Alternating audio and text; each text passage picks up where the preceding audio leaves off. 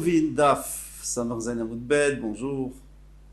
Nous avons vu hier que si un goy habite dans notre impasse, donc a priori on n'a pas loué de lui, donc on ne peut pas porter dans l'impasse. Maintenant, si ce goy a une fenêtre, ou une porte, ou une fenêtre même, qui donne sur les champs, eh bien, à ce moment-là, il se déconnecte de chez nous. Et il est vrai que souvent, il va faire sortir les grandes choses, par exemple les grands animaux, ou les charrettes, etc. Il les fait sortir par le mavoy, par la ruelle. Mais ça, c'est parce qu'il ne peut pas sortir.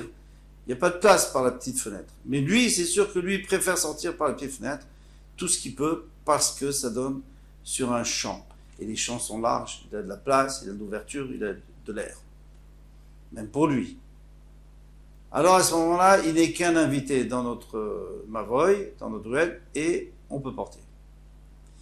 Maintenant, si sa fenêtre ou sa porte donne sur l'extérieur de l'arrière, donne sur un carfef, sur un enclos. Donc là, c'est un peu plus embêtant. Il y a une Rav Yosef, Dermet Arvayou, Rav Yosef, alors en haut de la page, disent tous les deux, Nochi Betsataim Oser, Yotem Betsataim Eno Oser. S'il a que Betsataim, c'est-à-dire si son carfef ne fait que 70 amot sur 70 amot,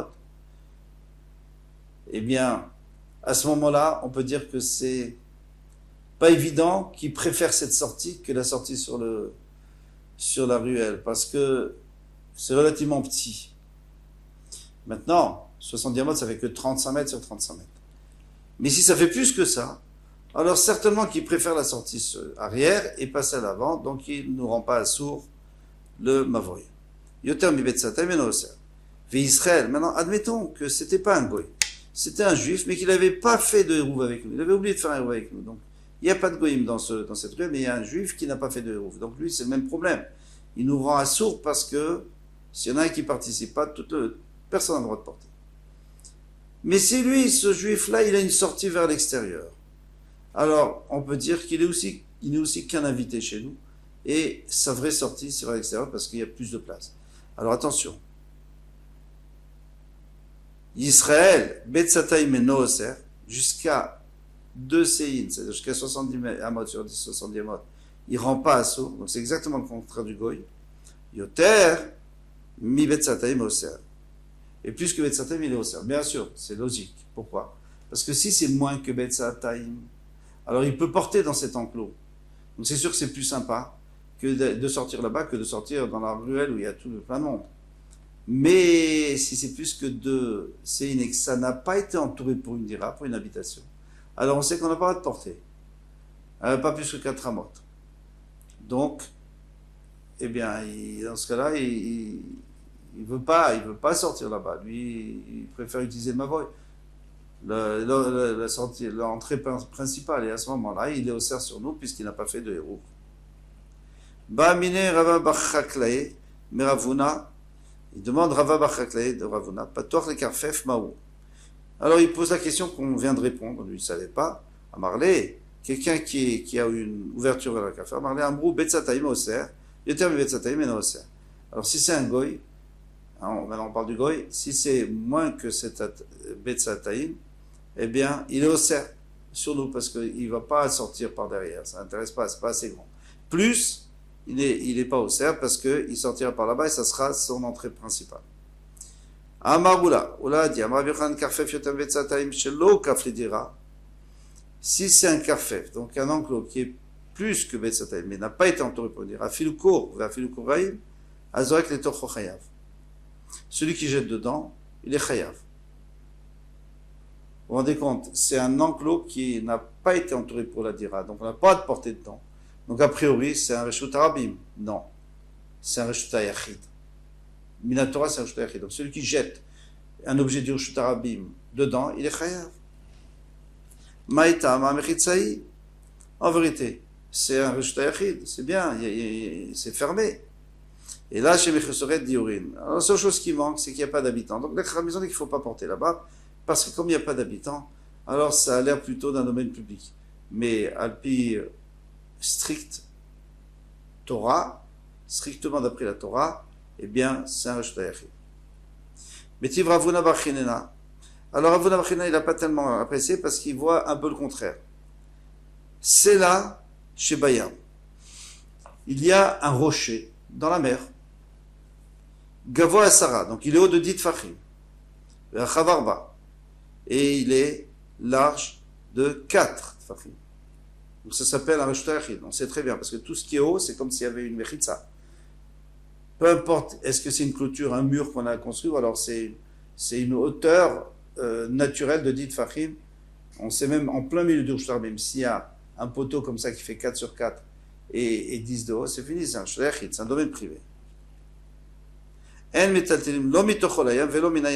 peut pas porter ni de lui, de ce rocher, vers la mer, parce que lui, ce rocher, c'est Reshut Hayachid de la mer, c'est Carmélite. Et Carmélite, on sait très bien que d'après les Chachamim, on n'a pas le droit. C'est pas le même, c'est un autre domaine que Reshut Hayachid. Pachot mikan metaltelim. Mais si maintenant il est plus bas que dit Tfachim, donc ça s'appelle lui aussi Carmélite. Donc on peut porter de Carmélite à Carmélite. Mais attention, pas plus que 4 amot, bien sûr. On peut pas porter parce que le Carmélite, d'après les Chachamim, c'est un peu comme Reshut Rabim, dans le sens où on ne peut pas porter plus que 4 amot. Ad Kama. Alors maintenant, jusqu'à combien il fait ce rocher? Ad Bet Sataim. Jusqu'à 2 Sein. Parce que ça n'a pas été entouré ça n'a pas été entouré du tout, mais naturellement c'est entouré, mais c'est pas pour une habitation, il n'y a pas d'habitation. Donc, Ad Kama, Ad Bet Sataim. Maintenant, Aya. Là, la fin. Quand on a dit que Bet Sataim, c'est quoi? On parlait duquel cas? Du début de la Mishnah, de la fin de la Mishnah. Il est assez facile, tu me dis que c'est sur la fin de la Mishnah. Et qu'est-ce qu'on a vu dans la fin de la Mishnah? On dit qu'on n'a pas le droit de porter. Alors, Betzataim, Koudi Metaltelinan, fait l'or. Pardon. On avait dit Pachot Mikan Metaltelinan, on a le droit de porter.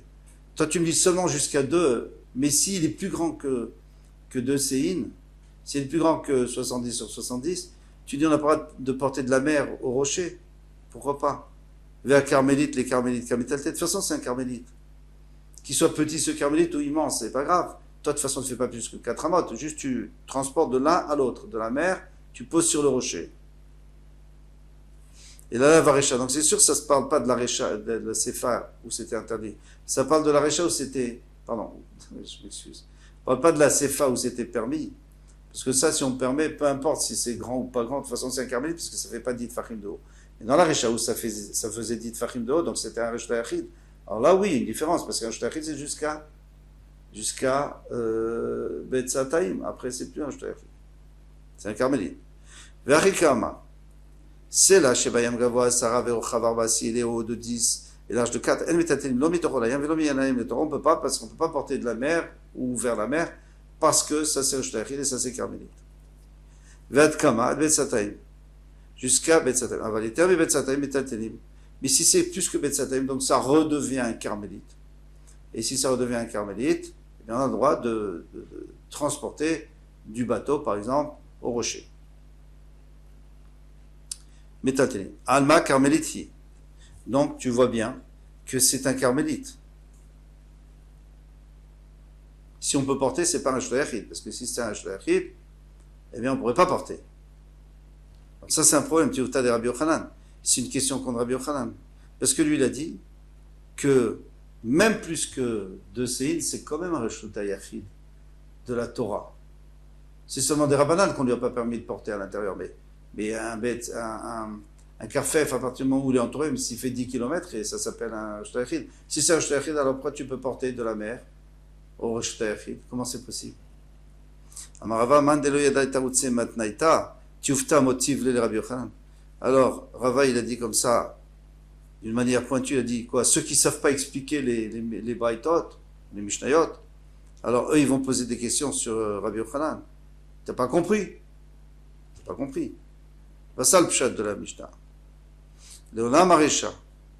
En réalité, on parlait de la Recha. Comme on a dit. On parle de la Recha dans le cas où c'était interdit, mais on a dit que plus que Betzataim, on permet. Vechikama. Et ainsi il a dit, ah, betochometaltelin, tout ce que tu m'as dit maintenant, qu'on n'a pas le droit de porter parce que c'est plus haut que dit Fachim, donc c'est un Reshut Hayachid. Ça, c'est de porter de l'un à l'autre. Aval betocho betaltelim. Mais si tu as déjà quelque chose qui est déjà avant Shabbat, à l'intérieur, à l'intérieur, tu peux porter. Oui, s'il était déjà avant Shabbat, un objet qui était dans ce karfef, tu as le droit de porter puisque c'est un shtayachim. Tu as le droit de porter. Vetkavat betzataim, à condition qu'il fasse moins que betzataim. Parce que s'il fait plus que 60 diamotes sur 60 diamotes, à ce moment-là, ça ne s'appelle plus un shtayachim d'après les chachamim, donc je n'ai pas le droit de porter dedans. Super, alors il n'y a plus de questions maintenant. Ici, on ne parle pas, et souvent on dit que plus que Sataïm, c'est pas bien, parce que si c'est plus que Sataïm, et bien même les Chachamim ne permettent pas de porter dedans ça, et c'est exactement ce qu'il disait Rabbi Yochanan. Ravashi Amar le Olam Haresha. Ravashi dit, moi je peux toujours dire que ça se rapporte sur la Haresha, pas sur la déduction de la Haresha, parce que toi, tu avais dit, dans la Haresha, écrit qu'on n'a pas de porter, sous-entendu, si un objet dedans, on a le droit de porter. Et là-dessus, tu disais que si c'est plus que Sataïm, on n'a pas le droit. Moi je te dis non. On parle sur l'Arecha, vraiment, telle qu'elle est. On t'a dit, tu sais quoi, tu n'as pas le droit de porter dans du bateau, de la mer, sur le rocher. Pourquoi? Parce que la mer, c'est carmélite, et le rocher, c'est Shtayachim. Tu sais quoi? Si c'est plus que Betzataim, alors même les Chachamim considèrent que c'est carmélite. Donc la mer c'est carmélite et ça c'est carmélite. Tu vas dire oui mais d'après la Torah c'est déjà Rosh Hayachid. Et alors qu'est-ce qu'il y a? Il n'y a pas de problème. On n'est pas dans un Reshut Arabim. On n'est pas dans un Reshut Arabim dans la mer. C'est neutre. Donc je peux porter de là à là. Je n'ai pas de problème. C'est juste que les Chachamim ils veulent pas parce que les Chachamim considèrent que c'est un carmélite la mer et que l'intérieur des terres là sur ce rocher de 10 Tfachim de haut c'est le Shtayachid. Alors pour eux c'est un problème, bien sûr, de porter d'un carmélite à un Shtayachid. C'est un problème parce que le carmélite il lui donne les chumrot du Reshut Arabim et du Shtayachid. Ils ont toutes les chumrot de ce carmélite. Donc maintenant c'est comme un Reshut Arabim, donc je ne peux pas porter vers le Shtayachid. Très bien. Dans la Marécha, en amrou ve en amrou. Alors c'est à dire qu'ils ont permis ça, ils ont interdit cela. C'est eux qui ont dit les Chachamim qu'à partir du moment où ça n'a pas été entouré, ce carfef, cet enclos n'a pas été entouré pour une habitation, et on a le droit de porter que 4 amotes, donc on n'a pas le droit de transporter un objet qui est dedans. Pourquoi? Parce qu'il fait plus que Betzataim, et ce n'était pas pour une habitation. Très bien. Les carmélites. Eh bien, c'est aussi eux qui ont dit, qui ont innové qu'on n'a pas le droit de porter dans le Shtayachid, dans le carmélite, parce qu'ici c'est un Shtayachid, dans la mer c'est un carmélite. Betzataim des charité tous les bécoulés et Asré. Un Betzataim, on a le droit de porter normalement. Alors Asré, Rabbanan et Tultele, l'ominayam les trove et l'omitrolayam. Ils ont dit, puisque tu as le droit de porter dedans. Donc ça a l'air d'un vrai Shtayachid. Donc on ne te permet pas de prendre de la mer à l'intérieur et de l'intérieur à la mer. Mais à l'intérieur, tu peux porter tant que tu veux. Maïtamar, Shtayachid Mouraï. Pourquoi? Parce que c'est un vrai Shtayachid. Et termi Betzataim de Assour était tous les bécolés. Mais maintenant, si c'est plus que Betzataim, que de toute façon, tu ne peux pas porter plus que 4 amotes à l'intérieur. Alors, ça a l'air, tout le monde voit que ce n'est pas vraiment le Shtayachid. Ça n'a pas l'air d'un Shtayachid des Rabbanan. Charou, Rabbanan était tous les métrolayam, on a permis de porter de lui à la mer, au Ménaïm le Tocho, parce que Minatora de façon dans le droit de porter d'un endroit neutre à un Shtayachid ou un endroit. Il n'y a pas de problème. Maintenant, d'après les Chachamim, c'est interdit, ça ils ont permis. Maïtama, quelle raison? Dilma, Amré Reshtayachid Mouraï, parce que si tu lui interdis, alors il va dire, alors c'est un vrai Reshtayachid, et les gens ils vont se mettre à porter à l'intérieur, et pourtant on lui fait plus que Betzataim. Alors il va dire, si tu lui interdis, il va dire, ah bon, alors tu vois bien, c'est un Reshtayachid, ça c'est un carmélite, donc j'ai pas le droit de rentrer. Alors je peux me promener avec des affaires d'un endroit à l'autre, même s'il fait 10 kilomètres. Alors la Gemara te dit, ok, alors la Gemara demande, elle dit d'accord. Alors de toute façon, tu as un problème. Parce que si je t'interdis, tu risques de porter dans l'enclos, là, ou sur le rocher. Tu n'aurais pas fait un ISO de la Torah, parce que la Torah, elle, pour elle, c'est un vrai Shtayachid. Donc si tu te balades avec des choses à l'intérieur, d'après la Torah, tu ne fais pas, et c'est les Chachamim que tu es obligé de faire une Avera, tu vas faire une Avera d'après les Chachamim, donc ils ont interdit. Mais de passer de la mer au rocher, c'est aussi un interdit de Rabbanan, parce que de Carmélite à Shtayachid, c'est interdit. Alors ils vont te permettre un interdit pour pas arriver à un autre interdit. Alors, je sais pas, qu'est-ce qu'il y a de plus important dans un que dans l'autre? Maïshna, quelle différence? Il dit, Tocho shachiach, mais tocho leyam, yam le tocho lo shachiach. Il dit, il vaut mieux protéger la personne qui est à l'intérieur et qui a des objets et qui veut les transporter, il faut le protéger d'un Issour des Rabbanan, on lui interdit. Pourquoi? Parce que c'est quelque chose de fréquent. Que quelqu'un soit sur un rocher qu'il a envie de déplacer, il a passé la nuit là-bas, il a déplacé des objets plus que 4 modes, c'est fréquent. Donc, on a préféré permettre de passer du carmélite au Rosh Yachid qui est interdit de Rabbanan pour pas qu'après tu portes dans le Rosh Yachid.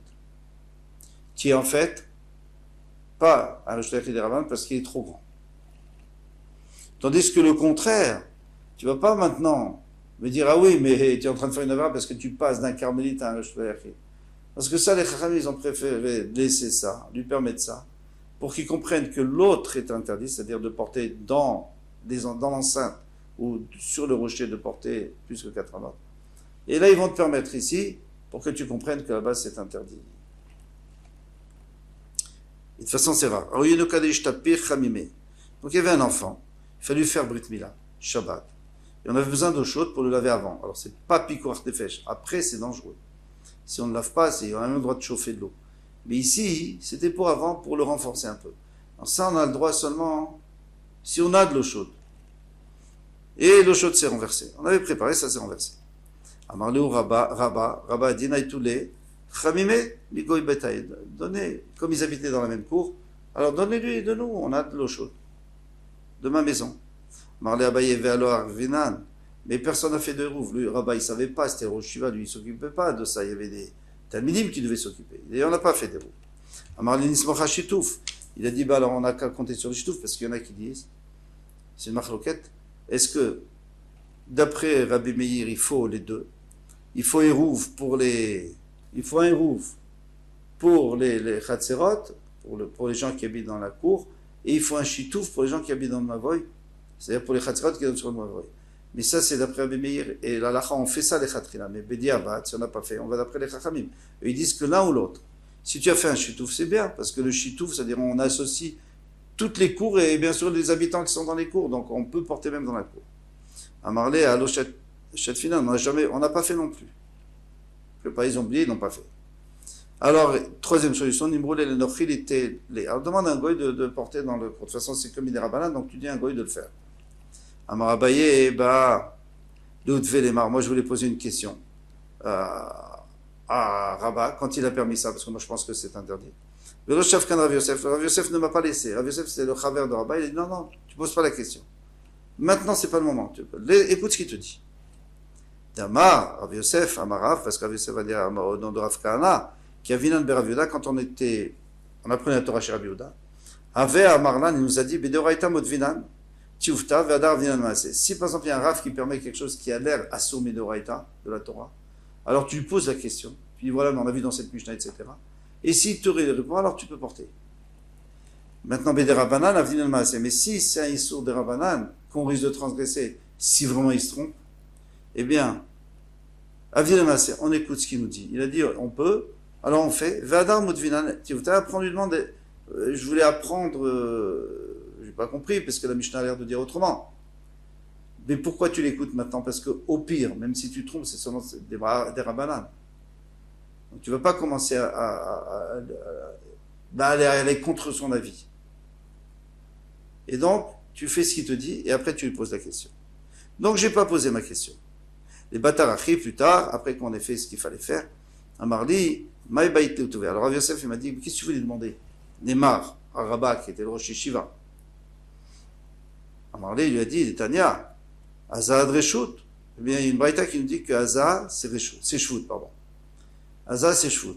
Ve'amir alenochi Shvut. Et de dire un goy, c'est aussi Shvut. Alors, qu'est-ce que c'est que Shvut? C'est-à-dire que c'est seulement Issour de Rabbanan. Alors, tu vois bien que asperger, c'est Issour de Rabbanan. Il y a deux raisons. Première raison, c'est que de peur que tu sors dans le Shvarabim avec l'eau pour aller asperger. Deuxième raison, parce qu'on dirait que tu es métaken, que tu arranges l'homme. Ici, il s'agit d'une personne qui est à Mémet.